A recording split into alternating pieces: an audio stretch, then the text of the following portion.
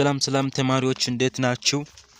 ዛሬ ደግሞ ሂስትሪ ዩኒት 2 እናያለን ማለት ነው። ስለዚህ ancient world civilization up to 500 AD የሚለውን እናያለን ማለት ነው። እያንዳንዱን ቶፒኮችን እናያለን። አብራችሁን ቆዩ። እነዚህ ነገሮች ይሄንን ዩኒቲ ስንጨርስ ማወቅ ያለብን ነገሮች ነው ማለት ነውና እነዚህ ነገሮች explain the major ancient world civilization, compare and contrast civilization of the Africa, ancient world civilization of the Asia ይላል። ስለዚህ አብራራ ይላልና የሜጀር የሆኑትን በጣም የመጀመሪያና ወይም ዋና የሆኑትን የድሮ የዓለም ስልጣኔዎችን እና ዘር አቺቭመንት እና ያሳኩትን ነገሮች እነዚህ ነገሮችን አብራሩ ይላልና ወደታችም ያሉት ደግሞ ሁሉንም ማወቅ ያለባችሁ ነገር ነው ማለት ነው። ስለዚህ በእያንዳንዱ ቶፒክ ላይ እያየን ስለምንሄድ ችግር የለም ማለት ነው። ስለዚህ አሁን እናያለን ከይተርሞችን እንግዲህ ሲናይ ዋና ቁልፍ ቃላቶች ማለት ነው። እዚህ ትምህርት ላይ የምናገኛቸው እንደዚህ ሌሰን የምንማረው ሌሰን ላይ የምናገኛቸው ማለት ነውና ፒራሚድ የምንለው አለ፣ ኮንፎርም አለ፣ ቡዳዝም አለ፣ ኮንፋዥኒዝም አለ፣ ዲሞክራሲ አለ፣ ሪፑብሊክ አለ፣ ሞኖአቲዝም የሚለውን እነዚህን እያንዳንዱን እያየን እንሄዳለን ማለት ነው። ስለዚህ በመጀመሪያ ላይ የምናየው ምንድነው የድሮ የአፍሪካ ስልጣኔ ነው የምናየው። አፍሪካ ስልጣኔ ላይ ምን አለ የሚለውን እነዚህን እያንዳንዱን ስለ እያየን እንሄዳለን ከኢጂፕት ጀምሮ ማለት ነውና አሁን ቀጥሎ የምናየው ኢጂፕት ነው ማለት ነው። ስለዚህ ስለ አንሸንት ኢጂፕት ስለዚህ የድሮ ኢጂፕት ነው እዚህ ቦታ ላይ ማወቅ ያለባችሁ ነገር አሁን የምናየው ስለ ድሮ ኢጂፕት ነው ማለት ነው። the civilization of the ancient Egypt began to 3000 BC flourished in the Nile Valley ይላል። ስለዚህ የድሮ አንሸንት ኢጂፕት የጀመረው በ3000 ዓመተ ምህረት ነው። ፍሎሪሽድ የሆነ ደግሞ በናይል ቫሊ ስለዚህ በአባይ ባህር ላይ ማለት ነው። ስለዚህ ከዛ ነው የጀመረው የኢጂፕቲያኖች አገር ማለት ነው። ስለዚህ according to tradition upper and lower ኢጂፕት ይላል። ስለዚህ በድሮ ጊዜ ሁለት አይነት ኢጂፕቲያኖች አገር ነበር፣ ላወር እንደ አፐር የሚባል ኢጂፕት ነበረ። ስለዚህ አንፋይድ ባይ መነስ around 3200 ይላል። ስለዚህ በዚህ 3200 ዓመተ ምህረት ላይ አንድ እስኪሆን ድረስ በመነስ የሚባል ሰውዬ አንድ እስኪሆን ድረስ ኢጂፕቲያኖች ኢጂፕት ሀገር ሁለት ነበረ ማለት ነው። አፐር እንደ ላወር የሚባል ሁለት ሀገር ነበረ አንሸንት ላይ ድሮ ማለት ነው። agriculture was the base of the ancient Egypt economy ስለዚህ ግብርና አንዱ የኢኮኖሚ ቤዛቸው ነበረ ማለት ነው በዛን ጊዜ።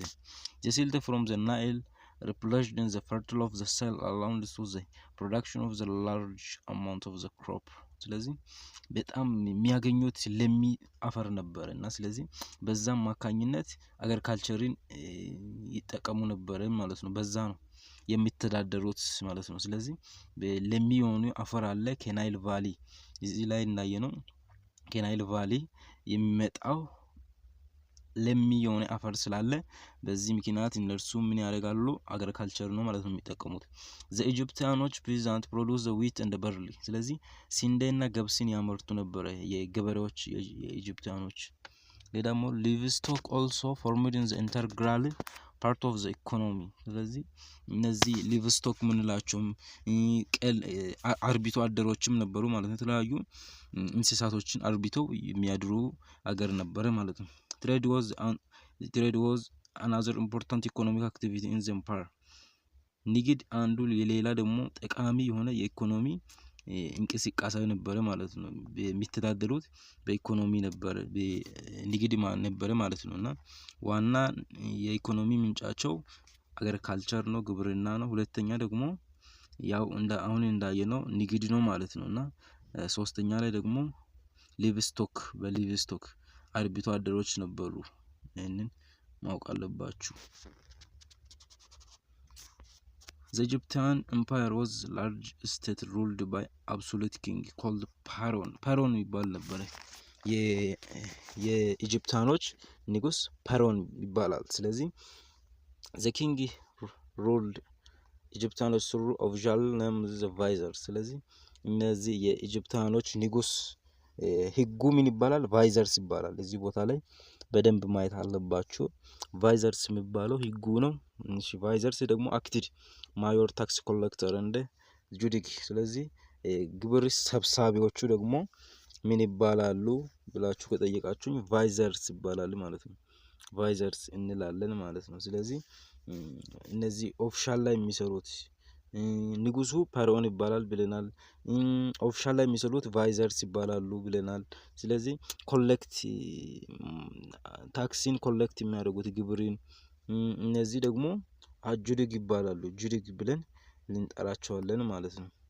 ዘ ፐርዖን ወር ሪጋርድድ ኪንግ ኤንድ ጋድ። ስለዚህ ፐርዖን የሚባለውን የዛ ሀገር ንጉስ ልክ እንደ ንጉስ ነው ማለት ነው። በዛን ጊዜ ይከበር ነበር ማለት ነው። he was believed to incarnated God and the world indeed be a god after death። ስለዚህ ንጉሱ ከሞተ በኋላም ሌላ ንጉስ ሲመጣ ደግሞ ያን ንጉስ እንደ አምላክ ነው የሚያዩት። ስለዚህ ልክ እንደ ጋድ ነው የሚያዩት ማለት ነው። ስለዚህ በዚህ መልኩ መረዳት አለባችሁ። ሌላ ደግሞ he was believed to incarnated God and indeed አይተናል።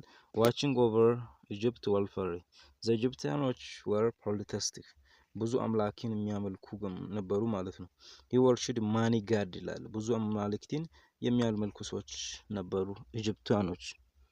ancient Egypt believe in the life after death። ስለዚህ ancient ኢጂፕቶች የድሮ በምን ያምኑ ነበረ? ከህይወት በኋላ ከሞት በኋላ ህይወት አለ ብለው ያምኑ ነበረ።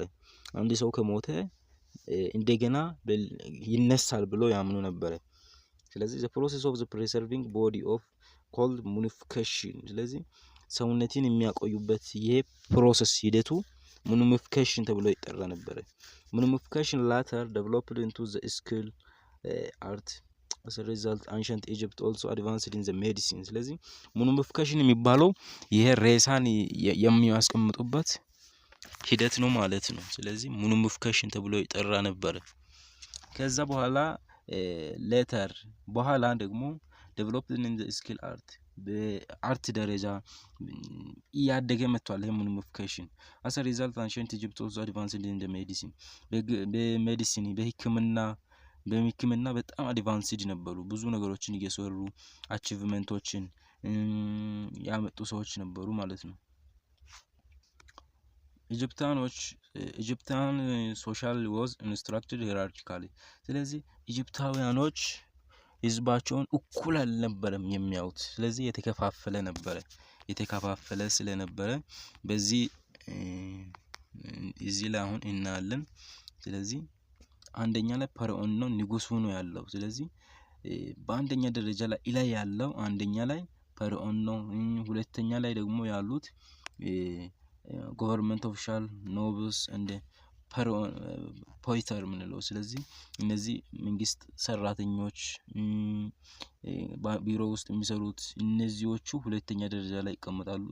ሶስተኛ ላይ ደግሞ እነዚህ የሀገሪቱ ሰራዊቶች፣ አራተኛ ላይ ደግሞ እዚህ ላይ እንደምናየው እጅ ስራ ሰርቶ የሚተዳደሩት፣ እዚህ ላይ ደግሞ ነጋዴዎች፣ መጨረሻ ላይ ደግሞ ክራፍትማን የተለያዩ ስራዎችን ሰርቶ የሚተዳደሩ ሰዎች፣ መጨረሻ ጋር ፋርመር እንደ ስላቨር እና ስላቨር ስንል ባሪያዎች እና ገበሬዎችን በመጨረሻ ላይ የተገለሉ ሰዎች አድርገው ይመለከቱ ነበር ማለት ነው። ፒዛንት አንደርቱክ ኢሪጌሽን አክቲቪቲ። ስለዚህ እነዚህ ኢጂፕታውያኖች ኢሪጌሽን ሜተድ የመስኖ የምንላቸውን ይጠቀሙ ነበር ማለት ነው። also constructed plus massive temple and a tomb for the pharaoh። ስለዚህ ለፈርዖን ለንጉሱ መቃብር ይሰሩ ነበር እና ቴምፕል የምንለውን እና ቶምብ ይሰሩ ነበር መቃብር ለፈርዖን። this tomb are pyramid። ይሄንን ደግሞ የሚሰሩት መቃብር ስም ፒራሚድ ይባላል። the ancient Egypt developing the writing known as hieroglyphics። ስለዚህ የአጻጻፍ ስልት አላቸው ኢጂፕቲያኖች። ይሄም የአጻጻፍ ስልት አላቸው ማለት ነው። ስለዚህ ይሄንን እንዳትረሱ። around 3000 BC የአጻጻፍ ስልታቸው ምን ብያለሁ? hieroglyphics ይባላል። አጻጻፍ ስልታቸው እና hieroglyphics ይባላል። around 3000 BC it was a combination of pictogramia, ideogrammy, ፔኖግራሚያ እንደ ዲተርሚኔቲቭ ስለዚህ የተለያዩ ነገሮችን ድምር ነበር። ስለዚህ ኮምቢኔሽን ኦፍ ፒክቶግራሚያ ምንለው አይዶግራም ምንለው እነዚህ አጻጻፍ ስልታቸው ነበር ማለት ነው። ስለዚህ ኔክስት ኢጂፕት ኢንትሮዱስ ፓፒረስ ስለዚህ ፓፒረስ ምንላቸው ሳብስታንስ ልክ እንደ ወረቀት ይጠቀሙ ነበር ማለት ነው። ለመጀመሪያ ጊዜ ወረቀትን የሚመስል ነገር ፓፒረስ የሚባለውን የሰሩ ሰዎች ማን ናቸው? ኢጂፕቲያኖች አገር ላይ ያሉ ህዝብ ነው ማለት ነው። ስለዚህ ኢጂፕት ሀገር እንግዲህ እንደሚታዩት እንደዚህ ነው ማለት ነው። የድሮ ጊዜ ላወር ኢጂፕት እንደ ምንለው ይሄ ነው ማለት ነው። ስለዚህ አፐር እንደ ላወር ኢጂፕት ነበር በሜነስ የሚባል ሰው አንድ እስከሆነ ድረስ ኢጂፕቲያኖች ሁለት አገር ነበረ ማለት ነው። ስለዚህ ስለተከታተላችሁኝ አመሰግናለሁ። ቻናሉን ሰብስክራይብ ያላደረጋችሁ ሰብስክራይብ ያደረጋችሁ አግዙኝ። ቀጣይ ቪዲዮ እስከምንገናኝ ደህና ቆዩልኝ።